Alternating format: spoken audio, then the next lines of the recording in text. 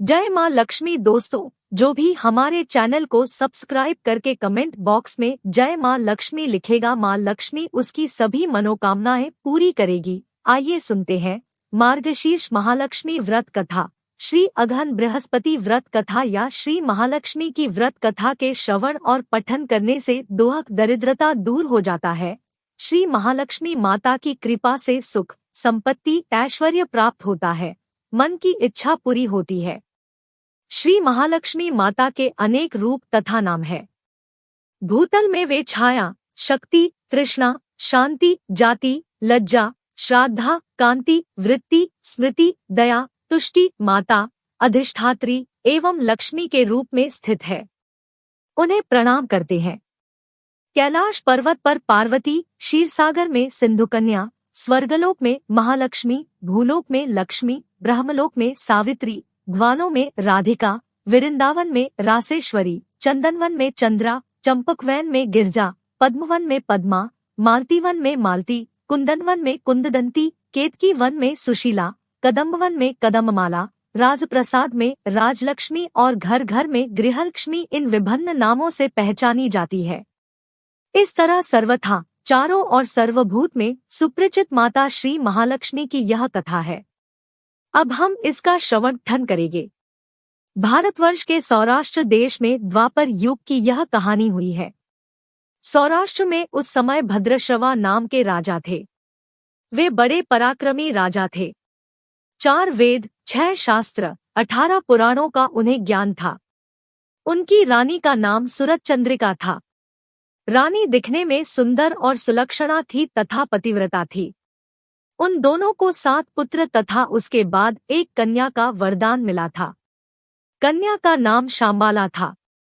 एक बार महालक्ष्मी जी के मन में आया कि जाकर उस राजा के राजप्रसाद में रहें। इससे राजा को दुगनी धन दौलत की प्राप्ति होगी और वह इस धन दौलत से अपनी प्रजा को और सुख दे पाएगा। गरीब के घर अगर रहे और उसे धन दौलत प्राप्त हो तो वह स्वार्थी की तरह केवल अपने ऊपर ही खर्च करेगा। यह सोचकर श्री महालक्ष्मी जी ने बूढ़ी ब्राह्मण स्त्री का रूप धारण किया। हाथ में लाठी लिए लाठी के सहारे रानी के द्वार तक पहुंची।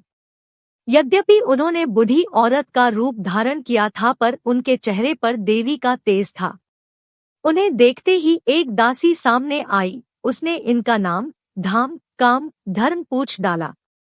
वृद्ध ब्राह्मणी का रूप धारित माता लक्ष्मी ने कहा, बालिके, मेरा नाम कमला है, मेरे पति का नाम भुवनेश है। हम द्वारिका में रहते हैं। तुम्हारी रानी पिछले जन्म में एक वैश्य की पत्नी थी। वह वैश्य गरीब था। दरिद्रता के कारण हर रोज घर में झगड़े होते थे तथा उसका पति रोज उसे मारता था। इन बातों से तंग आकर वह घर छोड़कर चली गई तथा जंगल में खाली पेट भटकने लगी।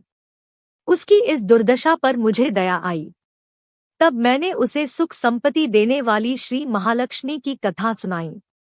मेरे कहने पर उसने श्री महालक्ष्मी का व्रत किया। श्री महालक्ष्मी प्रसन्न हुई, उसकी गरीबी दूर हुई। उसका घर संसार, दौलत, संतति, संपत्ति से भर गया। बाद में पति पत्नी दोनों परलोक सिधारे। लक्ष्मी व्रत करने के कारण वे लक्ष्मी लोक में रहे। उन्होंने जितने साल महालक्ष्मी का व्रत किया उतने हजारों साल उन्हें सुखभोग मिला।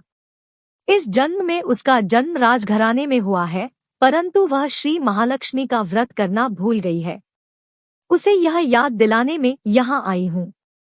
बुढ़िया की बातें सुनकर दासी ने उन्हें प्रणाम किया तथा श्री महालक्ष्मी का व्रत किस तरह किया जाए इस बारे में पूछा। बुढ़िया रूप धारण किए हुए श्री महालक्ष्मी माता ने दासी को पूजा की विधि तथा महिमा बताई।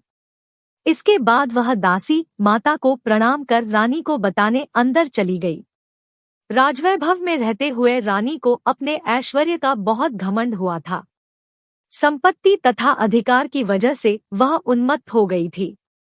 दासी द्वारा बताई गई बुढ़िया की बातें सुनकर वह आग बबूला होकर राजद्वार पर आकर बुढ़िया रूपी श्री महालक्ष्मी पर बरस पड़ी। उसे यह मालूम नहीं था कि श्री महालक्ष्मी माता बुढ़िया का रूप धारण किए द्वार तक आई है। परंतु रानी का इस कदर रूखा बर्ताव तथा अपना अनादर देखकर माता ने वहां ठहरना ठीक न समझा। वे वहां से चल पड़ी। राह में उन्हें राजकुमारी शांबाला मिली। उन्होंने शांबाला को सारी बात बताई। शांबाला ने अपनी ओर से श्री महालक्ष्मी माता से क्षमा मांगी। माता को उस पर दया आई। उन्होंने शांबाला को श्री महालक्ष्मी व्रत के बारे में बताया। उस दिन अगहन मार्गशीर्ष माह का पहला गुरुवार था। शांबाला ने परम श्रद्धा से श्री महालक्ष्मी का व्रत रखा। फलस्वरूप राजा सिद्धेश्वर के सुपुत्र मालाधर से उसका विवाह हुआ। वह धन दौलत ऐश्वर्य वैभव से मालामाल हो गई। पति के साथ ससुराल में आनंद से दिन बिताने लगी। इधर श्री महालक्ष्मी का रानी पर प्रकोप हुआ। फलस्वरूप राजा भद्रश्रवा का राज्य एवं राजकारोबार नष्ट हो गया। यहाँ तक कि खाने के लाले पड़ गए। ऐसी हालात में एक दिन रानी ने राजा से निवेदन किया, हमारा दामाद इतना बड़ा राजा है, धनवान है, ऐश्वर्यशाली है, क्यों न उसके पास जाए, अपना हाल उसे बताए, वह जरूर हमारी मदद करेगा। इस बात पर राजा भद्रश्रवा दामाद के पास रवाना हुए। राज्य में पहुंचकर एक तालाब के किनारे थोड़ी देर विश्राम लेने के लिए ठहरे। तालाब से पानी लेने आते जाते दसियों ने उन्हें देखा। उन्होंने विनम्रता से उनकी पूछताछ की। जब उन्हें यह मालूम हुआ कि वे रानी शांबाला के पिता हैं, तो दौड़ते हुए जाकर उन्होंने रानी को सारी बात बताई। रानी ने दासी के हाथ राज परिधान भेजकर बड़े ठाट से उनका स्वागत तथा आदर सत्कार किया, खानपान करवाया। जब वे लौटने लगे तो सोने की मोहरों से भरा घड़ा दिया। राजा भद्रश्रवा जब वापस लौटे तो उन्हें देखकर रानी सुरतचंद्रिका खुश हुई। उन्होंने सोने की मोहरों से भरे घड़े का मुंह खोल दिया, पर हाय भगवान, घड़े में धन के बदले कोयले मिले। यह सब श्री महालक्ष्मी के प्रकोप से हुआ। इस प्रकार दुर्दशा में और कई दिन बीत गए। इस बार रानी स्वयं अपनी कन्या के पास गई। वह दिन अगहन माह का अंतिम गुरुवार था। शांबाला ने श्री महालक्ष्मी का व्रत किया, पूजा की, अपनी माता से भी व्रत करवाया। इसके बाद रानी अपने घर आई। श्री महालक्ष्मी का व्रत रखने पर उसे फिर से अपना राजपाट, धन दौलत, ऐश्वर्य प्राप्त हुआ। वह फिर से सुख, शांति, आनंदमय जीवन बिताने लगी। कुछ दिनों बाद राजकन्या शांबाला अपने पिता के घर आई। उसे अपने घर देखकर सुरतचंद्रिका को पुरानी बातें याद आई। यह कि शांबाला ने अपने पिता को घड़ा भर कोयला दिया था और उसे तो कुछ भी नहीं दिया था। इसी कारण शांबाला को पिता के घर आने पर उसका कोई आदर आतिथ्य नहीं हुआ, बल्कि अनादर हुआ।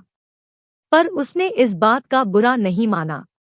अपने घर लौटते समय उसने पिता के घर से थोड़ा नमक ले लिया।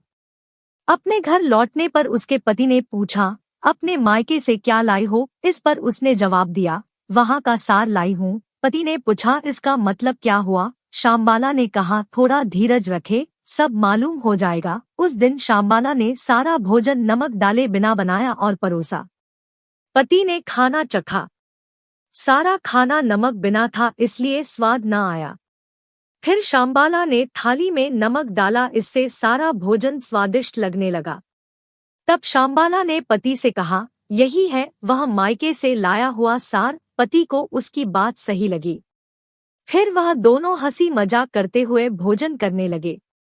कहा गया है कि इस तरह जो कोई श्रद्धा भाव से श्री महालक्ष्मी की पूजा करे उसे माता की कृपा प्राप्त होती है, सुख, संपत्ति, शांति प्राप्त होती है, सभी मनोकामनाएं पूरी होती है।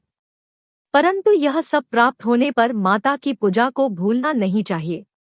हर गुरुवार को व्रत पाठ अवश्य करना चाहिए। इस तरह श्री महालक्ष्मी की महिमा भक्तों की मनोकामना पूरी करती है। इस प्रकार श्री अगहन बृहस्पति व्रत कथा या श्री महालक्ष्मी की गुरुवार की कथा संपूर्ण होती है। जो भी हमारे चैनल को सब्सक्राइब करके कमेंट बॉक्स में जय मां लक्ष्मी लिखेगा, मां लक्ष्मी उसकी सभी मनोकामनाएं पूरी करेगी।